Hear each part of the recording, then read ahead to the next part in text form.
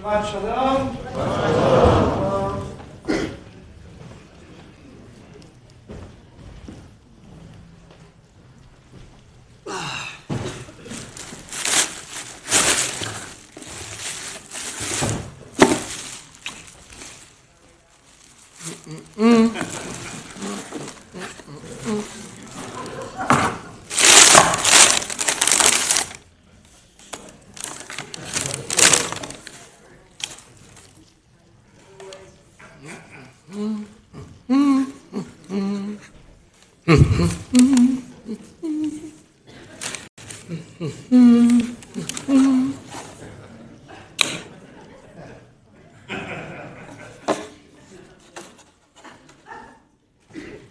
What kind of sandwich is this?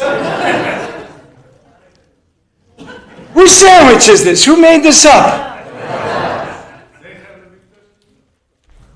This is a weird sandwich. We've got some shmur matzah, some romaine lettuce, the original maror, bitter herbs, a little bit of horseradish, which is more bitter, a little bit of charoset, and then a top bun, matzah. And that is the Hillel sandwich founded by our great sage around the year 0. It doesn't look great. Doesn't look like the best sandwich. I gotta be honest. This is considered like a big moment in the Seder. The Hillel sandwich. Then you start looking at it and you're like, is this actually like edible? But of course it sits in a special place at this most special night that we just observed a couple of weeks ago. Now it's important to remember, people think the Earl of Sandwich invented the sandwich, but it was Hillel who invented it way before. And this is actually not the original sandwich, because why would Hillel have made this? What did Hillel make? Well, first of all, he didn't make it on this matzah, kind of flat, crunchy matzah. Hillel made it on the original matzah, which was water and flour, same ingredients, thrown on the fire, and then made into this. This is actual kosher for Passover soft matzah, which if you buy it from a company called Mitzvah Matzahs, where they donate it to charity, I think it's $15 a piece, and somehow I saved it till after Pesach just for this sermon. And you can see that it is soft. This one got a little crunchy, but you can roll it up, and it's kind of like a thin eish tanur bread, if you've ever been to Israel, or like a very thin pita. And so Hillel's sandwich is what the Torah says. It says that you should eat the Passover sacrifice. What was the Passover sacrifice? It was lamb. So you took the lamb and you put it inside here, and then you added, as it says in the Torah, amatzot u'morerim tochlu. You should put some of that maror, that spicy stuff, maybe like a chimichurri sauce or something like that. I don't know what you like. You put that, maybe some shawarma spices, and then you wrapped it up, and then you ate it. It was not the original sandwich, whatever happened here. It was the original shawarma sandwich. And that's what Hillel invented. And it was good. Now we have this. But there are people making the soft matzah.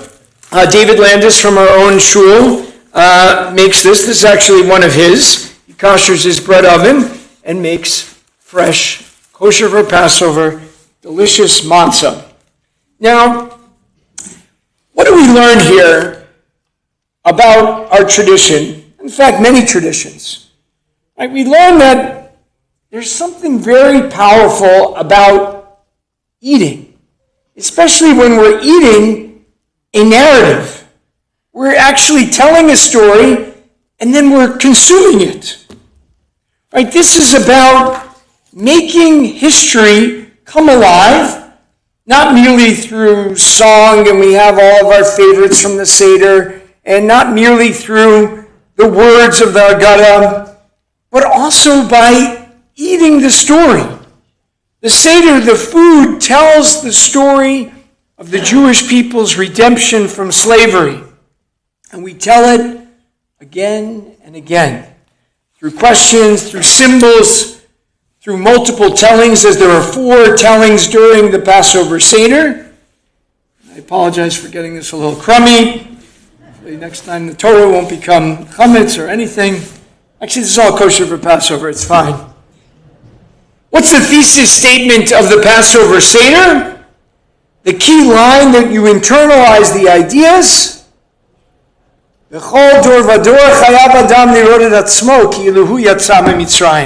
In every generation, you were supposed to see yourself as if you came out of Egypt. Not remember, not just recall something in the ancient past, but to see yourself in this narrative. And then, and only then, after that telling, then we go into eating. Charoset. Whatever's happening. But then we eat. We eat the matzah. What is the matzah called? Lechem oni. The bread of our affliction. The maror, the bitter herbs, the bitterness we experienced. The charoset, I still have some. Yep. This is I think Talia made this. The charoset, I don't know if it's still good. I'm not eating anything. The charoset, the mortar that we used as slaves. Because while words teach, so many of us connect more powerfully to the culinary senses, right? They're probably more intense. Right? What are the things you remember maybe from your childhood?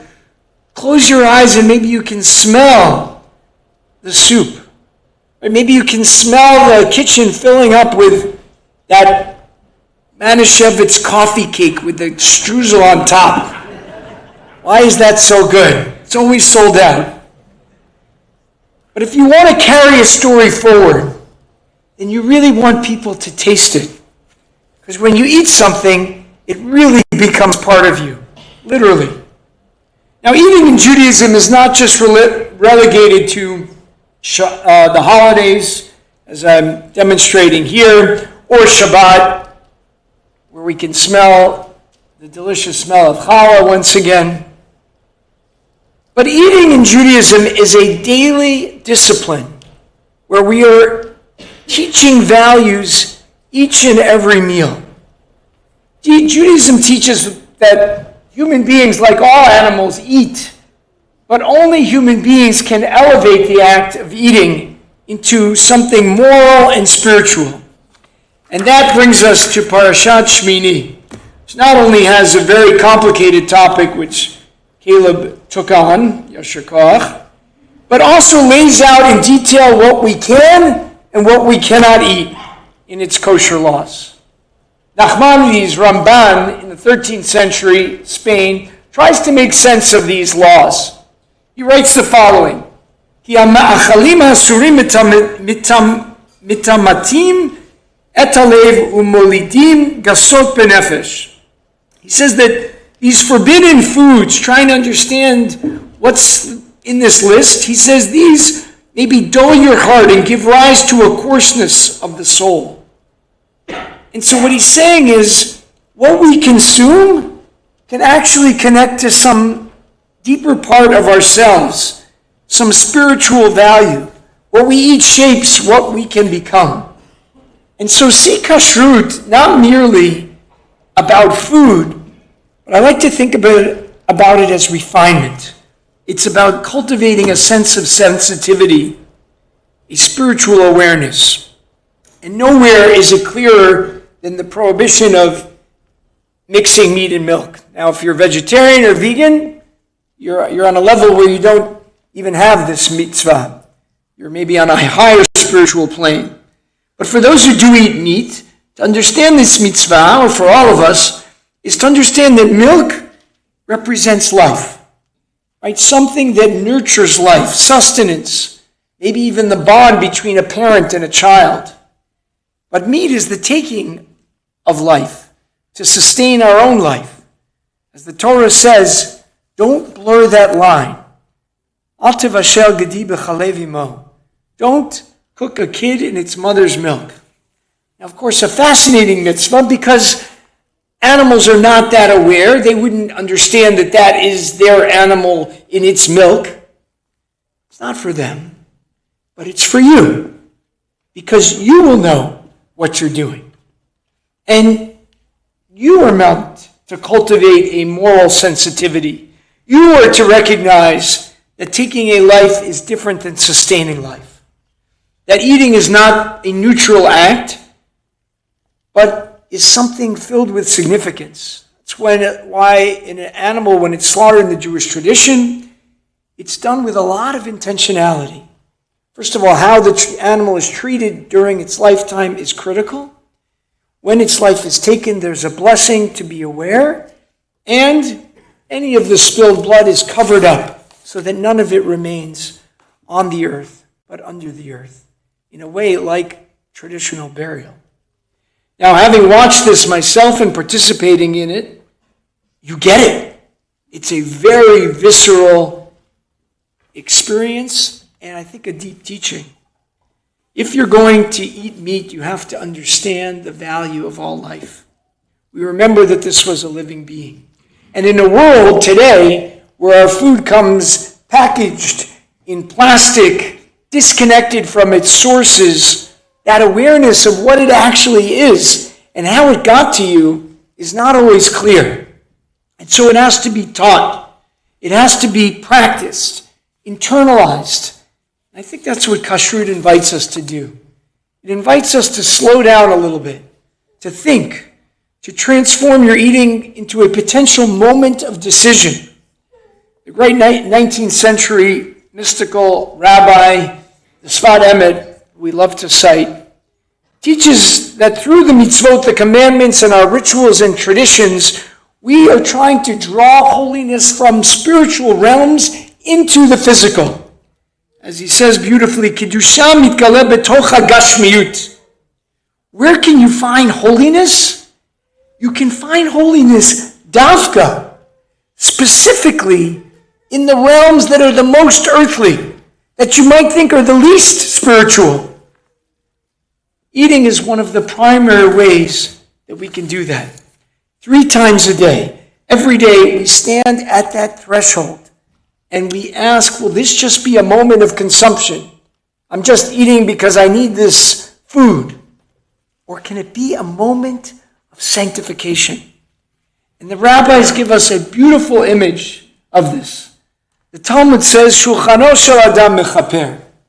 The tradition is so concerned after the destruction of the temple where these sacrifices were offered, how are we going to have atonement? And so we have things to replace it. We have prayer, we have Torah study, we have acts of kindness. But in this teaching, they say, it's your dining room table. Your dining room table is going to be the place of intense spirituality.